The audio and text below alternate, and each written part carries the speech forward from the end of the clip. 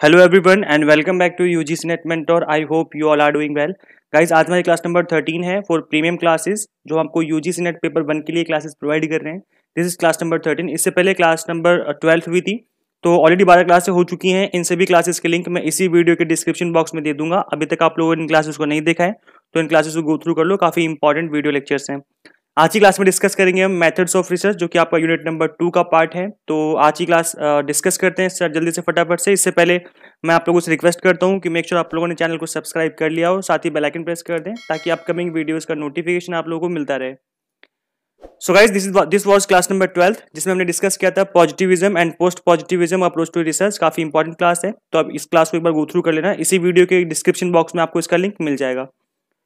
So guys, आज की class में डिस्कस करेंगे मेथड्स ऑफ रिसर्च, जो कि आपके यूजीसी नेट के सिलेबस में है। उन्हीं टॉपिक को हमें डिस्कस करना है, उन्हीं मेथड्स को डिस्कस करना है। बहुत सारे मेथड्स होते हैं रिसर्च के, बट जो आपके यूजीसी नेट के सिलेबस में है हमें उनको ही डिस्कस करना है। तो फर्स्ट जो मेथड है आपका experimental method, descriptive research method, historical, qualitative and quantitative. तो आज के वीडियो लेक्चर्स में मैं आपको एक्सपेरिमेंटल वाला जो मेथड है रिसर्च करने का, इसके बारे में हम डिस्कस करेंगे और साथ ही एग्जाम्पल से समझेंगे। एग्जाम्पल के साथ साथ हम लोग स्टेप भी देखेंगे कि एक्सपेरिमेंटल रिसर्च में कितने स्टेप्स होते हैं और कौन कौन से स्टेप को फॉलो किया जाता है। तो चलिए स्टार्ट करते हैं, फटाफट से समझते हैं एक्सपेरिमेंटल रिसर्च क्या होती है। Experimental research, in the experimental method researcher identify and define key variables, formulate a hypothesis, manipulate the variables and collect data on the result. तो गाइस, यहाँ पर होता क्या है एक्सपेरिमेंटल रिसर्च में, सबसे पहले काम क्या होता है, आइडेंटिफाई करना और डिफाइन करना की वेरिएबल्स। ठीक है, उसके बाद क्या होता है, फॉर्मुलेट करना हाइपोथेसिस। हाइपोथेसिस क्या होती है मैं आपको बताता हूँ, अभी काफी डिटेल में बात करेंगे मैं हाइपोथेसिस के बारे में। मैनिपुलेट करना, जो भी वेरिएबल्स होते हैं, आप इंडिपेंडेंट और डिपेंडेंट दो टाइप के वेरिएबल होते हैं, उसके बारे में डिस्कस करेंगे हम। And collect data, data collection करना है ऑन द रिजल्ट, जो भी आपने एक्सपेरिमेंट किया है।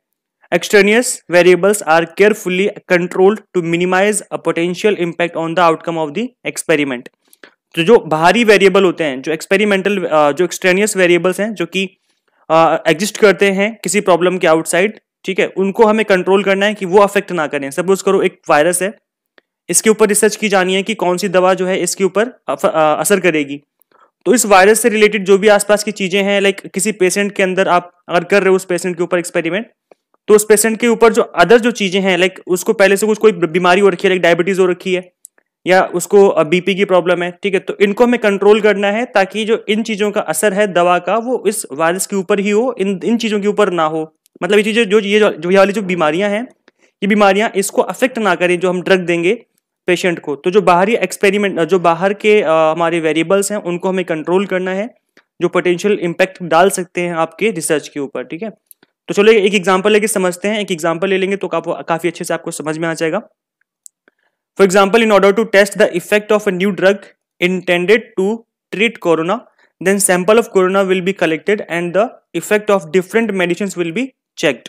तो यहाँ पर जो कोरोना का सैंपल है, एक ये वेरिएबल हो गया, और जो यहाँ पर डिफरेंट मेडिसिन जो उसके ऊपर हम टेस्ट करने जा रहे हैं, ये वेरिएबल हो गया। ठीक है, तो यहाँ पर क्या करेंगे हम, यहाँ पर डिफरेंट डोज देंगे इसके ऊपर। कभी हाई डोज दी जाएगी, कभी लो डोज दी जाएगी, कभी उससे भी कम दी जाएगी। तो यहाँ पर डिफरेंट तरीके से हम एक्सपेरिमेंट कर रहे हैं कि कौन सी जो डोज है या कौन सा मेडिसिन है जो इसके ऊपर इफेक्टिव है। ठीक है, so manipulate independent variable to see the effect on dependent variable. तो कोरोना के वायरस को मारने के लिए, उसे खत्म करने के लिए हम यहाँ पर मैनिपुलेट करेंगे अपनी दवा को, मतलब आगे पीछे करेंगे। कभी उसकी इंटेंसिटी ज्यादा कर देंगे, मतलब हाई डोज देंगे, 2 इंजेक्शन लगा देंगे, कभी 1 इंजेक्शन लगा दिया, कभी आधा लगा दिया, इस तरीके से। फिर कभी हम टाइम में भी गैप कर देंगे कि अभी 1 इंजेक्शन लगा दिया है, अभी टाइम लेंगे हम 2 दिन का, फिर 1 इंजेक्शन लगाएंगे। और ऐसे एज ग्रुप में भी होता है, हम अलग अलग ग्रुप डिवाइड कर देते हैं। ग्रुप 1 जिसमें ज्यादा एज वाले हैं, ग्रुप 2 जिसमें कम एज वाले हैं, और ग्रुप 3 जिसमें उससे भी कम एज वाले हैं। तो हमने क्या किया, यहाँ पर अलग अलग मैनिपुलेट कर दिया अपने वेरिएबल्स को, और अब हम उसका असर देखेंगे कि क्या हो रहा है उनके ऊपर। और जिस भी ग्रुप में या जिस भी डोज में सबसे ज्यादा इफेक्टिव होगा, जिससे कोरोना मर जाएगा, इसका मतलब वही उसकी करेक्ट दवा होगी। तो इस तरीके से हम एक्सपेरिमेंटल रिसर्च करते हैं, जिसमें हम एक्सपेरिमेंट करते हैं तरह तरह के वेरिएबल्स को मैनिपुलेट करके। अब स्टेप्स क्या होते हैं, स्टेप्स ऑफ एक्सपेरिमेंटल मेथड। तो यहाँ पर कुछ स्टेप हैं, इसको समझना जरूरी है। सो फर्स्ट स्टेप क्या होता है, मेक ऑब्जर्वेशन। सबसे पहले हम ऑब्जर्व करेंगे कि हो क्या रहा है। ठीक है, सबसे पहला काम क्या होता है, आइडेंटिफाई द प्रॉब्लम। तो यहाँ पर सबसे पहले हम ऑब्जर्व करेंगे कि प्रॉब्लम क्या है। आपकी जो आईज हैं, अपनी आईज से ऑब्जर्व करना है कि प्रॉब्लम हो क्या रही है। ठीक है, उसके बाद फॉर्म अ हाइपोथेसिस। अब हाइपोथेसिस क्या होती है, इसको भी डिस्कस कर लेते हैं। A hypothesis states your predictions about what your research will find. आपने पहले प्रेडिक्ट कर लिया है कि आपकी रिसर्च क्या फाइंड करने वाली है। सपोज करो वायरस है तो इस पे जो ड्रग होगी या तो वो काम करेगी या तो काम नहीं करेगी, तो आप यही फाइंड करने वाले हो कि जो आपकी ड्रग है क्या काम करने वाली है, काम नहीं करने वाली है। तो दो चीजें फाइंड करेंगे। इस तरीके से हम दो हाइपोथेसिस बना लेंगे कि एक में रिलेशनशिप बन रहा है मतलब दवा काम कर रही है, और एक में रिलेशनशिप नहीं बन रहा है मतलब दवा काम नहीं कर रही है। It is a tentative answer to your research question that has not yet been tested. या आपके रिसर्च का इन्हीं बातों का हम आंसर करते हैं अपने रिसर्च में। ये वही क्वेश्चंस होते हैं, हम कह सकते हैं एक स्टेटमेंट होती है जिसके ऊपर हम टेस्ट करते हैं कि क्या ये इफेक्टिव है या नहीं है। ठीक है, तो सेकंड स्टेप क्या होता है, हाइपोथेसिस बनाना। देन इसके बाद हम मेक अ प्रेडिक्शन, हम प्रेडिक्शन करते हैं कि कौन सी हाइपोथेसिस जो है वो ठीक होगी, और उसके ऊपर टेस्ट किया जाना अभी बाकी है। परफॉर्म एक्सपेरिमेंट, अब उसके बाद हम एक्सपेरिमेंट परफॉर्म करेंगे। Then analyse the result of the experiment, analyse करना है अपने रिजल्ट को डेटा का यूज करके। Then draw a conclusion, then finally हम ड्रॉ कर देंगे कंक्लूजन कि क्या वहां पर रिलेशनशिप बन रहा है या नहीं बन रहा है। अब गाइज हाइपोथेसिस के ऊपर काफी बार क्वेश्चन पूछा जा चुका है यूजीसी नेट एग्जाम में, और यहाँ से क्वेश्चन जो है बनने के दोबारा से चांसेस हैं। तो एक बार हाइपोथेसिस वाले जो टॉपिक है इसको अच्छे से समझ लेते हैं। सो कितने टाइप की हाइपोथेसिस होती है।